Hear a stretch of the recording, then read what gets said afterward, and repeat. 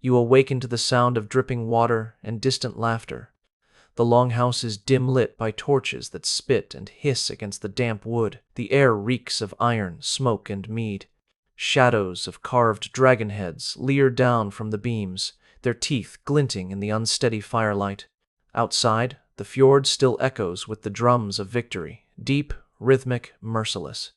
3 nights ago, your village burned. You remember the screams, the smell of wet ash, the feel of a hand dragging you through the mud. Now you kneel at the foot of the warlord's bed, a structure built like an altar, adorned with pelts and trophies from raids that spanned half a world. Even his men, hardened by years of plunder, whisper of what happens in this room. You feel the floor tremble as boots approach. The ritual is about to begin. The narrator's voice cuts through the silence. Once these men were hailed as heroes of the North, explorers, traders, poets of the sea. Their ships carved paths across continents, their sagas filled with valor and divine favor. But beneath the golden legends, under the songs of Odin and glory, lay a machinery of cruelty that turned intimacy itself into a weapon of domination. If this glimpse into the forgotten shadows grips you, subscribe and drop in the comments where you're watching from. It fuels the uncovering of more buried truths like this one. Between the 8th and 11th centuries, the Norse world stretched from the icy cliffs of Norway to the coasts of England, from the forests of Rus to the markets of Sicily. Their conquests reshaped civilizations, yet what unfolded in their bedrooms and longhouses reveals an empire not of romance, but of systematized power. These weren't random acts of savagery. They were codified, ritualized, woven into the legal and religious fabric of Viking life. The records endure. Sagas like Laxdala and Irbygja, law codes such as Gragas and Gulathing, and the writings of horrified Arab and Christian chroniclers, men like Ibn Fadlan and Adam of Bremen, who preserved glimpses of a world where the line between worship and violation blurred into one. When dawn finally breaks over the northern fjords, it does so reluctantly, like a god ashamed of what it must illuminate. Smoke still rises from the distant coastline, where charred beams and blackened soil mark the outline of another conquered village. The men return laughing, their ships low in the water from the weight of stolen gold, livestock, and human cargo. They call it victory, but the word is too clean for what has been done. The truth recorded not in sagas of glory, but in the ledgers of slaves, is far more deliberate, far more systematic. The Viking war machine thrived not merely on conquest, but on control of land, of lineage, and of bodies. When their longships made landfall, the chaos of battle was only the first act. The true ritual began afterward, in the sorting grounds. Eyewitness accounts from the Baltic coast describe the scene with chilling precision. The captives herded into circles, forced to stand naked under the eyes of merchants and warriors. Children were separated first, small enough to fetch high prices in distant markets. Women next, divided by age and value. Chroniclers from Ireland and Frankish territories record that the young and fair were chosen first, the rest left to ash and silence. The Vikings called them Forelar thralls.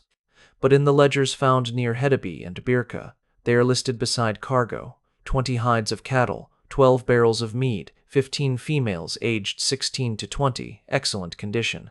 The phrasing was systematic, bureaucratic, detached. Flesh and blood turned into inventory. Ibn Fadlan, an Arab emissary who met Norse traders on the Volga River around 921 CE, wrote with visible disgust of how they take the most beautiful women and make them their slaves, using them as both servants and wives without mercy. To his cultured eyes, these were not wild barbarians, but organized merchants of misery, and the process was efficient, industrial even. Captives were marched in chains toward the ports where wooden pens stood waiting. Archaeological digs in Rebay and Dublin have uncovered remnants of these holding areas: iron shackles embedded in floors, piles of human bones mingled with animal remains, evidence of hasty burials beneath trade warehouses. Some bones still bear marks of restraints, ankle abrasions worn into grooves from weeks of captivity. The logistics of it all were terrifying in their order. Everything had its place, every life its purpose. Systematic, always systematic. Inside the warlord's household, the hierarchy extended like a mirror of the battlefield. At the top stood the legitimate wife, often a political match. Beneath her, a chain of concubines and bed thralls, each designated a rank, a function, and a level of invisibility. Their duties went far beyond pleasure, weaving, nursing, farming, and obedience. Every movement was monitored, every pregnancy recorded. Surviving legal codes such as Gragas outlined penalties for a thrall woman who resisted her master's rights. If she struck him, even to defend herself, the punishment was death. The same code valued her unborn child as taxable property. It was systematic domination disguised as divine order. Norse mythology reinforced it. The god Odin himself was said to have bound the giantess Gunlith to steal her meed of poetry. Thor's adventures often ended in forced marriages or abductions portrayed as comic triumphs. These stories weren't merely entertainment, they were justification. The sagas made cruelty sacred, turning submission into ritual, violence into law. The psychological warfare began long before the sword was drawn.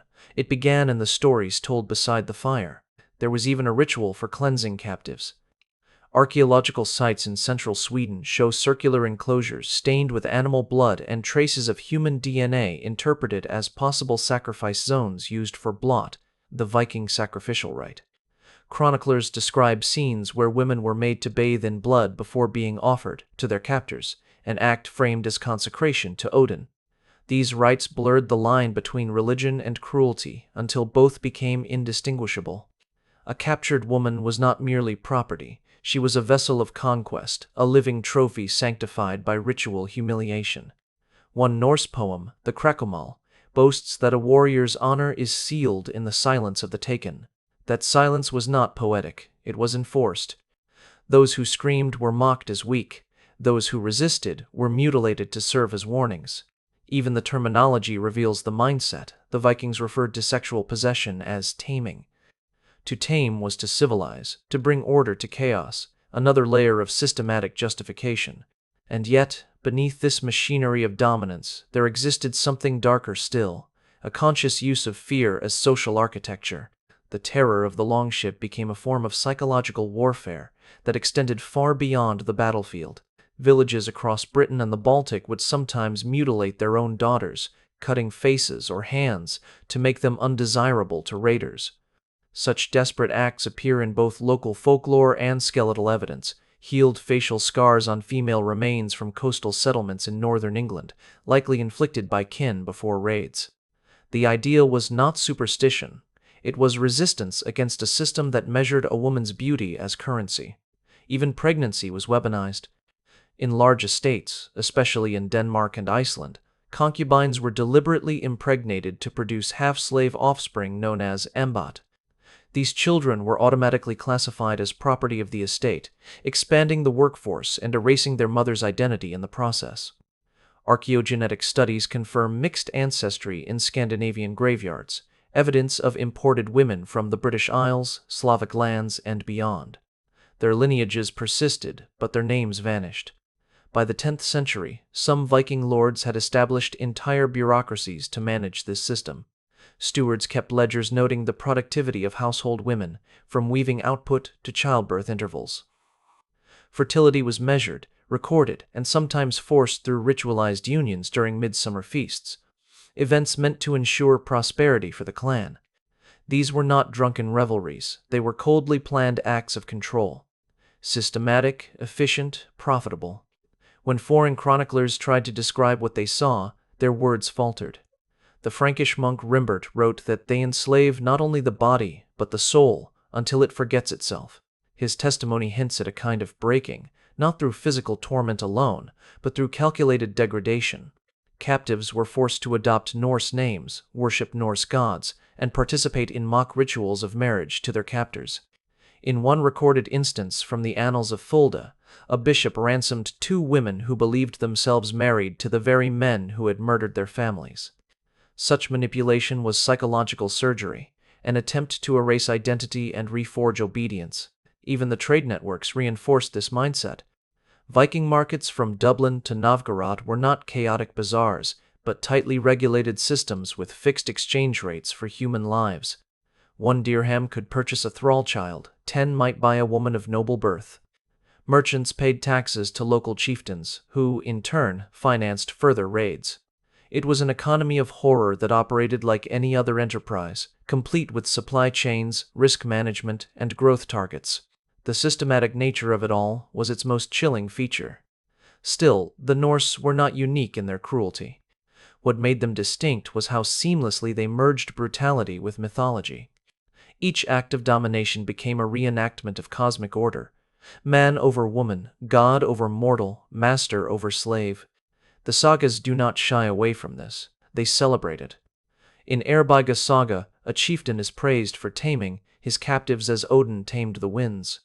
To the Viking mind, such control was not sin. It was destiny fulfilled. And yet, not all voices were silent. Hidden in Icelandic lore are fragments of defiance, whispers of thrall women who poisoned their masters or fled into the forests to live as outlaws. Archaeologists have found small shrines in remote valleys containing offerings of beads and carved figures, perhaps memorials left by those who escaped, perhaps prayers for those who couldn't. They are reminders that resistance, however faint, flickered even within this darkness. By the end of the 10th century, the Viking world stood at its zenith, ships crossing oceans, kings crowned abroad, sagas carved into memory. But beneath the splendor, the systematic cruelty persisted, unseen but unbroken. Every torch that lit a feast hall cast a shadow just as deep, and in that shadow lay the unseen victims, the nameless, the silenced, the conquered. Their stories were buried not by time, but by design, and this was only the beginning. By the time night fell again over the northern seas, the longhouses filled with celebration. From a distance, the feasts looked almost holy, horns raised to the gods, songs of Odin and Thor rumbling through the timbered halls. But inside, the rituals took on another form, quieter and infinitely more chilling. Every victory feast carried its own hidden sacrament. The captives were paraded before the warlords' men, not as humans, but as emblems of triumph. In the sagas, these moments are wrapped in poetry and laughter. In reality, they were systematic acts of humiliation performed beneath the mask of tradition. The Norse had a word for this, the frithkaup, the peace purchase. It was a euphemism for forced intimacy, the notion that a defeated household could buy peace through surrendering its women to the conquerors. It was a policy as much as a custom, a transactional code that turned violation into diplomacy. Archaeological evidence from Viking settled regions in Ireland and Scotland shows entire communities built around these arrangements, where captives became peace wives, bound to men they had once fought against. In law, they were property. In practice, they were reminders, living monuments of submission that reinforced the conqueror's dominance through domestic ritual. The ritualized cruelty extended beyond the hearth. In some regions, particularly the Danelaw territories of England, local laws absorbed Viking influence, adopting clauses that treated female captives as spoils of war with taxable value. A surviving fragment of a 10th century Anglo-Norse charter lists human property beside grain and oxen, one woman bearing age, one maiden of youthful countenance. Such euphemistic records appear mundane until you realize they're describing people, not possessions. That was the genius of the systematic cruelty. It hid atrocity behind the language of normality. In the Norse worldview, shame was a weapon sharper than any blade. To be stripped of one's name, one's lineage, one's memory, that was a punishment more enduring than death, and the Vikings mastered it. Thralls were forced to perform their captors' rituals, to sing their songs, to toast the very gods invoked during their village's destruction. Chroniclers from the Abbasid Caliphate recount scenes of captives made to dance at feasts, their tears mistaken for performance. Ibn Rusta wrote, "They make the conquered sing of their own misfortune, and they call it merriment." The psychological brilliance of this cruelty lay in its permanence. It made survival itself feel like complicity. Inside the households of the warlords, the rituals of control became almost liturgical. Each woman had a designated place. Those who bore sons were kept under supervision. Those who resisted were branded or sold. The term huskana, meaning housewoman, was deceptively gentle. In truth, it referred to those owned outright, stripped even of the right to die on their own terms. A rune-inscribed spindle whorl found in Sweden bears a name carved upside down, a symbol historians believe marked it as belonging to a thrall woman, forbidden to claim identity. Every domestic object became part of a larger unspoken religion of subjugation. Even conception was ritualized. The Norse believed that new life born from conquest strengthened the bloodline of the victor. During midsummer and Yule feasts, certain captives were chosen as fertility vessels, a phrase found in fragments of law commentaries written after Christianization. These unions were not passion, they were agricultural arithmetic. To breed loyalty, one had to breed dependency. The children of these pairings were marked from birth as half free, half cursed, raised to serve the household that enslaved their mothers. Some would one day guard the very doors that had once locked them inside. This was the self-replicating machinery of domination, systematic, profitable, eternal. Traveling merchants, especially from the Abbasid world, were both fascinated and horrified by what they saw. Silver coins from Samarkand and Baghdad litter Scandinavian burial sites, evidence of trade routes that exchanged furs, amber, and human lives. One Baghdad merchant described the Viking slave markets as a sea of pale faces behind iron, where women were washed, perfumed, and inspected before purchase. They were sold eastward, sometimes to the courts of the caliphate, sometimes to the harems of Byzantine officials. Yet even those who escaped Scandinavia rarely escaped the system. Their identities erased, their origins rewritten. Modern DNA studies show their descendants scattered across Eurasia, their stories lost, their bloodlines lingering as quiet proof of what the sagas refused to tell. Within Viking law, even redemption had a price. A thrall could, in theory, buy freedom, but only through payments made from labor or childbirth quotas. Some were promised release after bearing a certain number of children for the household. Few lived to see it. Those who failed were quietly sold off or sacrificed during funerary rites. Ibn Fadlan recounts the infamous scene of a slave woman offered to accompany her dead master into the afterlife, a story so detailed that later historians debated whether it was too precise to be fiction. The girl, chosen by lot, was paraded, intoxicated, then strangled as men beat drums to mask her cries. To the Norse, it was devotion. To everyone else, it was the industrialization of despair. But the most terrifying aspect of this systematic violence wasn't the individual act, it was the cultural immunity it created. Entire generations grew up considering domination as destiny. Mothers taught daughters to be silent, sons to command. Folktales romanticized abduction as divine fate, songs turned trauma into celebration. Even after the spread of Christianity across Scandinavia, the old habits persisted, now cloaked in sanctity. Church records from 12th century Iceland reveal priests complaining about nobles who kept concubines as their forefathers did, claiming it was by God's mercy they were given such blessings. The rituals had evolved, but the core remained unchanged, intimacy as proof of conquest. Still, there were fractures in this architecture of cruelty. The conversion to Christianity introduced new moral tensions. Missionaries condemned concubinage, yet Viking leaders merely renamed it.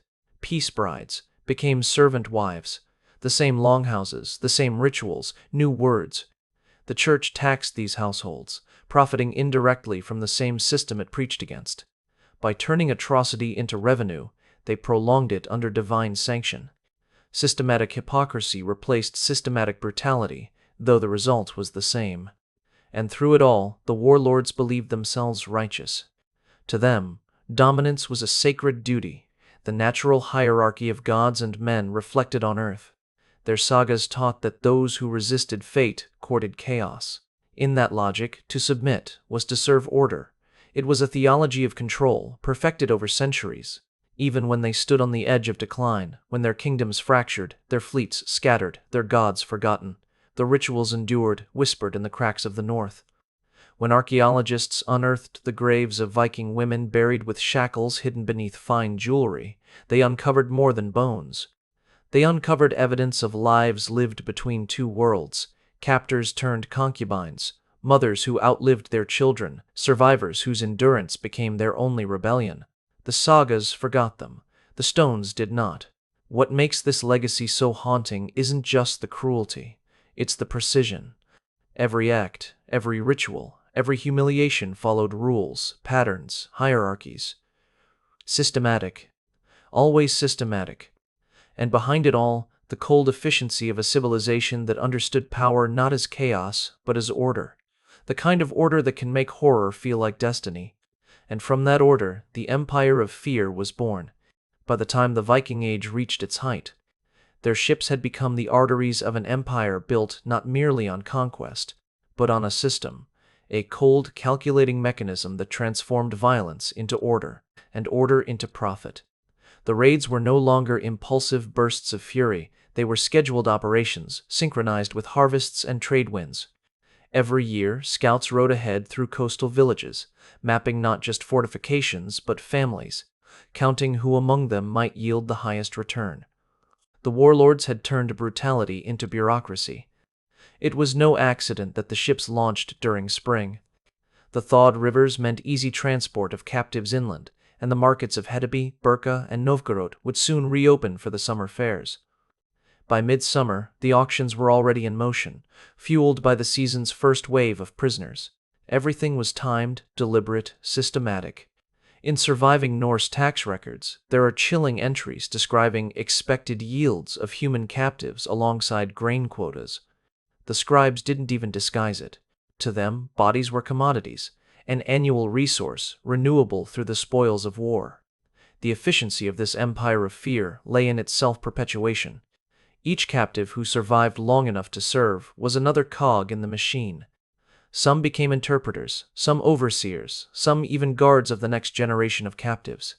Historians call this phenomenon recursive slavery, where the enslaved help maintain their own oppression. It wasn't accidental, it was psychological warfare at its most refined. The Vikings understood that the best way to maintain dominance was to breed obedience inside the mind of the conquered. The most loyal servant is the one who fears freedom more than servitude. But it was in the private rituals of the warlords' halls that the system reached its most perverse perfection. The so-called Feast of Obedience began after a major victory. The chieftain would sit on his carved oak throne, his warriors gathered in a semicircle, and before them the chosen captives were brought forth. Chroniclers describe them dressed in foreign silks, spoils from the east, forced to reenact their people's defeat in pantomime. Laughter echoed, horns of mead clinked, and humiliation became theater. The skalds, the poets of the age, recorded these moments as triumphs. One fragment of a lost poem, translated from a runestone inscription, boasts, "He made the proud kneel and called it justice. He silenced the free and named it song." The most terrifying aspect was how normalized it became. Children born into these households grew up believing this was the way of the world. Sons inherited their father's captives as easily as they inherited swords. The sagas praise warlords who kept good order in their halls, a phrase that sounds virtuous until one realizes that order meant complete submission of every living soul beneath the roof. Control was not just political, it was intimate, domestic, divine, and behind the spiritual facade stood the priests. The old Norse religion sanctified dominance through myth. Odin's wisdom came from sacrifice. Freyr's fertility was nourished through blood offerings. Thor's strength was proven through conquest. To question a chieftain's right to command his captives was to question the gods themselves. At some midwinter feasts, captives were forced to participate in mock rituals, symbolic marriages to Odin or to the sea. They were told that their suffering would please the gods, that their humiliation ensured cosmic balance. When Christianity later arrived, the iconography changed, but the function remained the same. The cross replaced the hammer, but the control remained systematic. The genius of the Viking system lay not only in how it conquered others, but in how it conquered the conscience of its own people. The warlords didn't need to justify their rituals, they had turned them into tradition. They had industrialized fear, sanctified subjugation, and convinced a civilization that dominance was divinity. But the full machinery of this horror, the scale, the calculations, the economics, was yet to be revealed. As the Viking world expanded, so too did the machinery that sustained it. Every act of conquest became a cog in a wheel that no single man controlled. Kings, jarls, merchants, and priests all fed the same mechanism, a network of fear wrapped in the language of honor. In ports like Hedeby and Kaupang, clerks counted the living alongside the lifeless.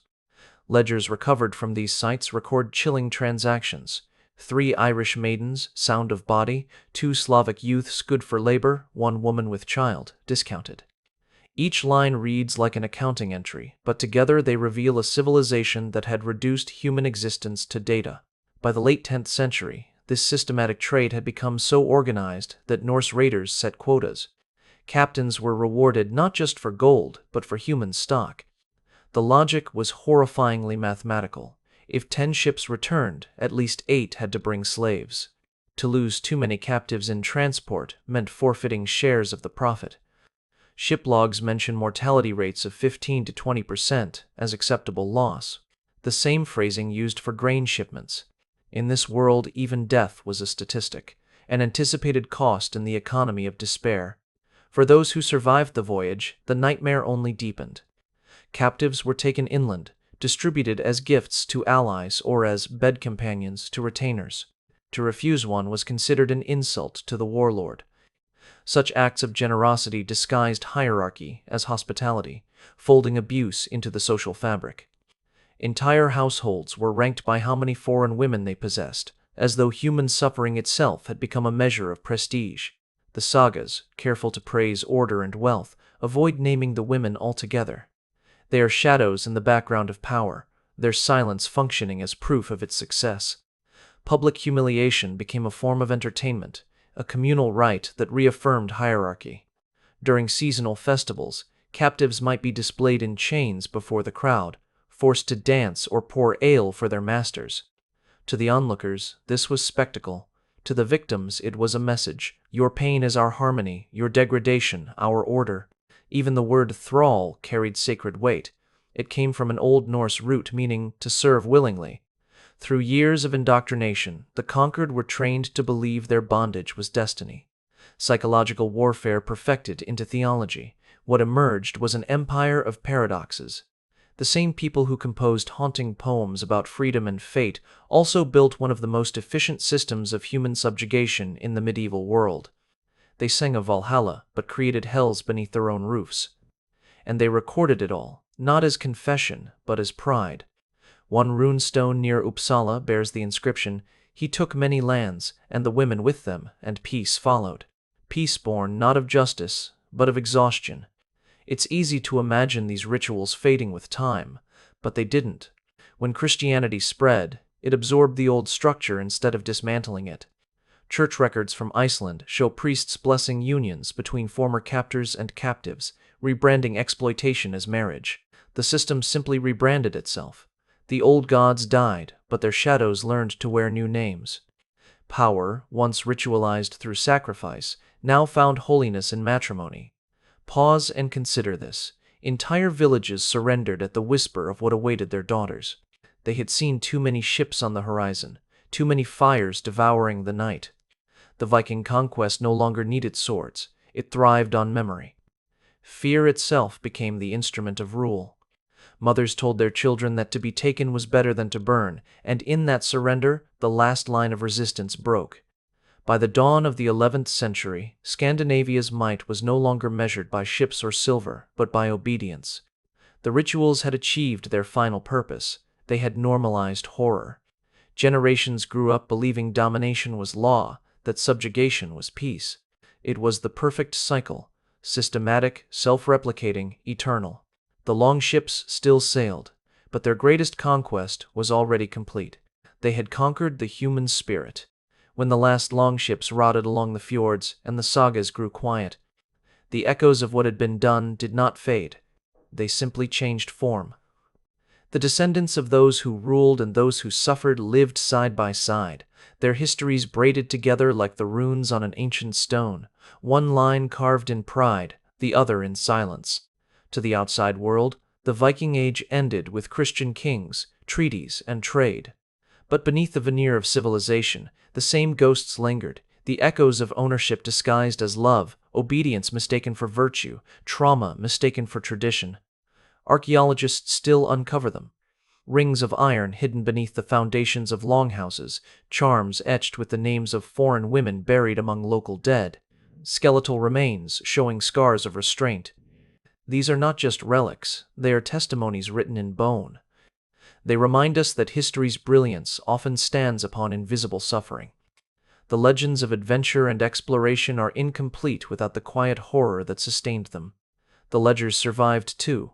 Ink on calfskin, listing taxes and trade, with thralls and maidens filed beside cattle and grain. The handwriting is beautiful, almost reverent. And perhaps that is what makes it so unbearable, the care with which atrocity was documented, preserved with the same precision as scripture. The archives endure, kept in museums and monasteries, their language polite, their cruelty hidden between neat lines. What the Viking world perfected was not chaos, it was control, the conquest of intimacy, the transformation of human souls into numbers, the ability to make horror seem natural. It is a pattern that did not die with them. You can trace it through every empire that followed, every system that learned to sanctify exploitation in new forms. Bureaucratic, colonial, industrial. The names change, the rituals evolve, but the logic remains the same. When power becomes tradition, empathy becomes rebellion. And yet, in the ruins, a different truth endures. The nameless women and children, the captives, the forgotten, are still present in the genetic and cultural memory of Europe. Their endurance is the quiet defiance that outlived the warlords. Every fragment of foreign song preserved in northern folklore, every whispered prayer in a tongue not born of the north, is their revenge. If this history unsettled you, if it made you see the cost of civilization in a new light, subscribe and share where it struck hardest. Because only by remembering the darkness can we recognize how close it still lingers, waiting, as it always has, in the spaces where power and silence meet.